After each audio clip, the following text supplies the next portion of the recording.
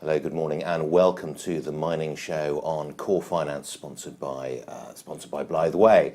Now, as you'll know, it's early in the reporting season for miners. Miners typically report quarterly, and one of the first companies out of the traps as far as its reporting season, as far as this reporting season is concerned, is Serabi Gold. And joining me now is the Chief Executive, Mike Hodgson. Mike, very good morning to you. Thank you very much indeed for joining us. So tell us, second quarter results, what did they show? Pretty decent. We actually had a little over sort of 8,100 ounces, which was a little bit down on our Q1 numbers. Q1 we did around 10,000 ounces. Our guidance for the year is 40,000 ounces. So we're on track. We slipped a little bit in Q2. That was down, as I wrote in my press release last week, of an operational problem at South Chico, which I'm pleased to say is behind us. We had an excellent June, and in fact Q3 started, we're absolutely flying in Q3, and July was our best month year to date. So we're happy that we'll probably be able to catch up that small shortfall in Q3 and Q4, and we're on guidance. Good grades, 7-8 grams per ton. Plant absolutely flying, so can't really ask for any more. Excellent. So what was that little operational problem? Can you tell us the nature of it? Yeah, I mean, at Palito, we have two ore bodies feeding the Palito operation, Palito and South Chico. At South Chico, Palito is a classic narrow vein mining. We've got about 25 veins in our resource of around 500,000 ounces. And the vein mining there is classic, almost like classic Cornish tin mining. It's narrow vein, selective mining using jacklegs. It's all about quality. Grades about 9 grams per ton.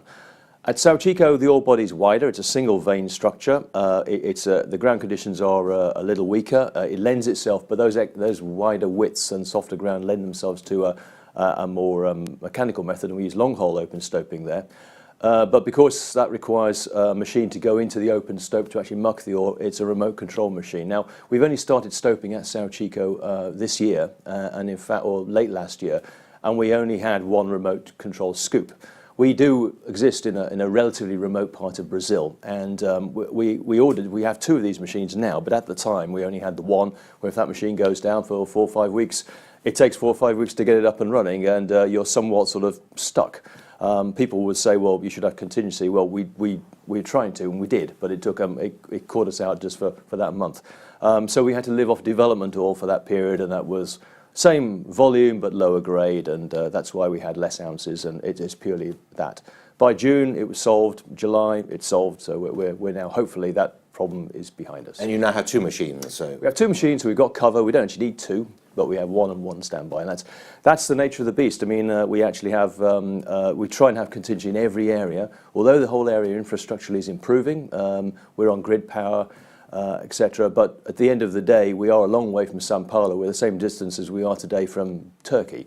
We're in the same country, but it's a long, long way away. And at the end of the day, all you can have is a reasonable amount of contingency. You can't kill yourself with contingency, obviously, but enough to cover the big items. What actually went wrong with the machine? The actual remote control. These things are actually run by a guy standing a long way away, and it's radio controlled essentially. And that unit broke down. And yes, it's all these with a Game Boy. These guys, the older guys, don't know how to do this thing, but these kids with working on the Game Boys or the Xboxes or whatever, they're experts. They're ninjas. Yes. So what, he was telling it to go left and it went right, sort of thing, or it just wasn't going. So, all right. So that's the operational stuff. What about the financial stuff? Well, we're in decent shape. We've got about $7 million in the bank, so cash is growing gently. We're always battling. I mean, we have a good margin on our ounces, say in dollar terms, but of course the one thing we actually have to battle, 85% of our costs are in reais. So the gold price in reais is what's important to us, because that's our costs are in reais, so therefore gold price in reais is what's important. We started 2016 with a real rate of around 4 reais to $1. By the end of 2016 it was 3 reais to $1. So essentially we suffered a 25%, a fair old reduction in the value of the real, and therefore that just eats straight into our margin. Yeah. We saw a little bit of recovery this year, and we're hovering around 3.12 today. It did actually pop up to about 3.3 in April, May, which was helpful, but it slipped back a little bit. So that's something obviously we have to cope with. Every Brazilian producer has the same problem. You know, I sort of have this conversation with many of my colleagues operating in Brazil. But that said, we're mining, as I said, 8 grams, 9 grams, that region. So we've got a decent grade that's very helpful. So even at these prices, we have a good margin. For example, today we're probably running just under $1,000 an ounce all in sustaining. So we've sort of got a $200 margin. So cash is being built up. However, we did, over the last 18 months, we took out a debt with Sprott. Took out about an $8 million debt facility. We actually paid that off down to $1 million, but we did take the opportunity on good terms to actually increase that a little bit again. So we've actually got a little bit more debt facility in the company at the moment. So $7-8 million cash, generating cash. So we're sort of quite comfortable now. And is the Brazilian currency, the real, is that if you were to look at a well-known commodity currency like the Canadian dollar or the Australian dollar or particularly the rand, you tend to get strong gold price and strong rand or weak gold price and weak rands. So if you like, they're naturally hedged. Is that the same with the real? Or? It certainly was. There was almost that natural hedge there. When the gold price went up, the real tended to strengthen, or vice versa. And we kind of had this relationship for a good while, where literally the gold price was stuck at about 4,300 reais an ounce. So whatever the gold price did, the real would correspond to keep that kind of equilibrium going. We did actually see in the second half of 2016 that relationship begin to fail, and in fact the gold price fell and the real strengthened, which was kind of that's a double whammy, the bad scenario. Yeah. And we actually ended up with a gold price in reais of about 3,700. And just to illustrate what that did to a company like us, our costs are flat, so but our revenue reduced by 1.5 million reais a month, or $500,000 a month.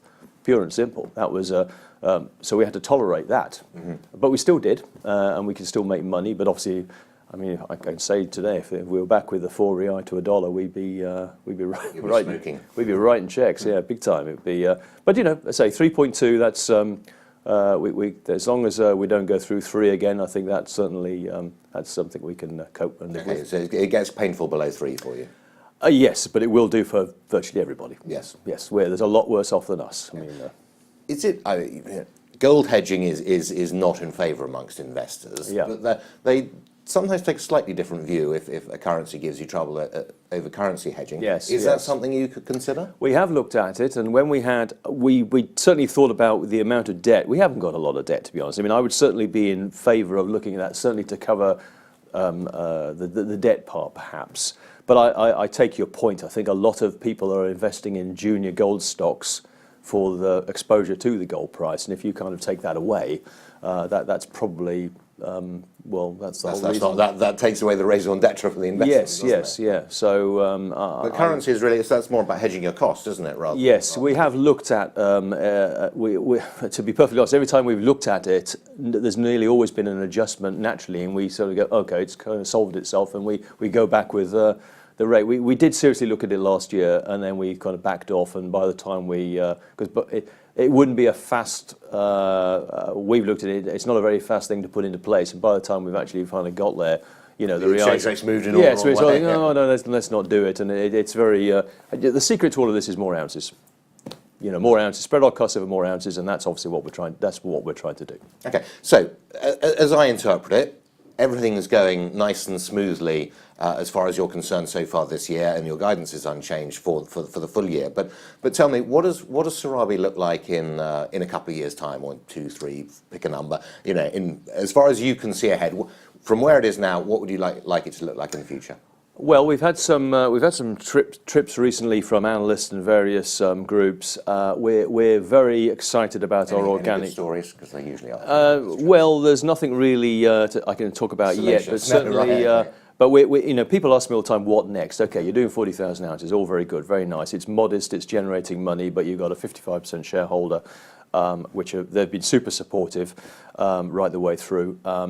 But we are a fairly illiquid junior stock with modest cash flow, doing okay, but our share price is very flat, and so really it's how do we actually address the problems of the illiquidity, the market interest, and get our ounces up.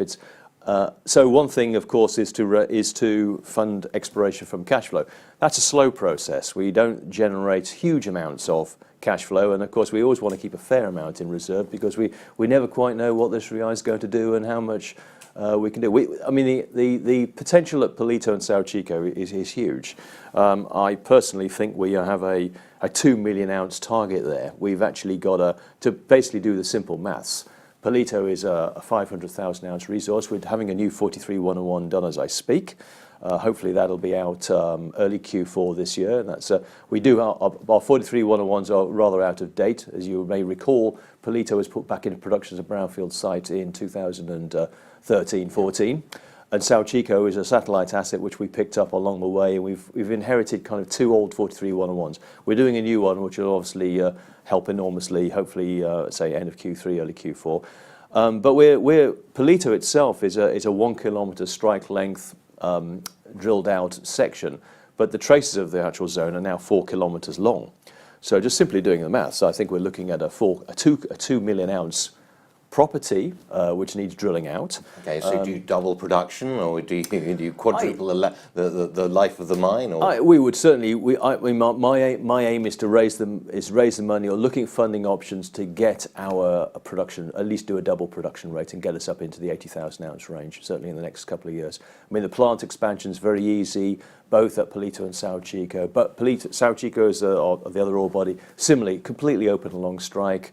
To the east and west and at depth. And so we have the situation today, we truck ore from Sao Chico to Palito. We don't know whether we should put some kind of plant capacity or facility down at Sao Chico to truck a concentrate rather than ROM.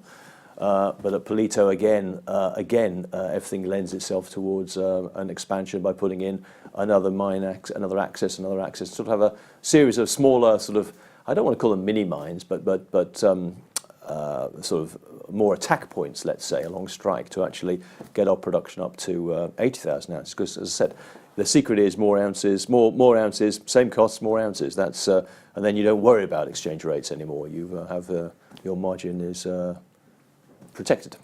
Excellent. All right, Mike. Well, we wish you the very best of luck. We will look forward to that 80,000 very much indeed, and come back for the third quarter as well and tell us how it's all going. Pleasure. Thank you very much. I will do. Here, not at all. Ladies and gentlemen, I'm afraid that's all we've got time for. That was Mike Hodgson, the Chief Executive Officer of Serabi Gold. I always leave you a little statistic about our guests, and I suppose for this one, I'd have to say, the share price, if you looked at the beginning of 2016, was about tuppence halfpenny, and now it's close to fourpence halfpenny. So, as they say in America, you do the math, and we'll look forward to seeing you next week. And in the meantime, I'm Charlie Gibson signing off. You have a capital day.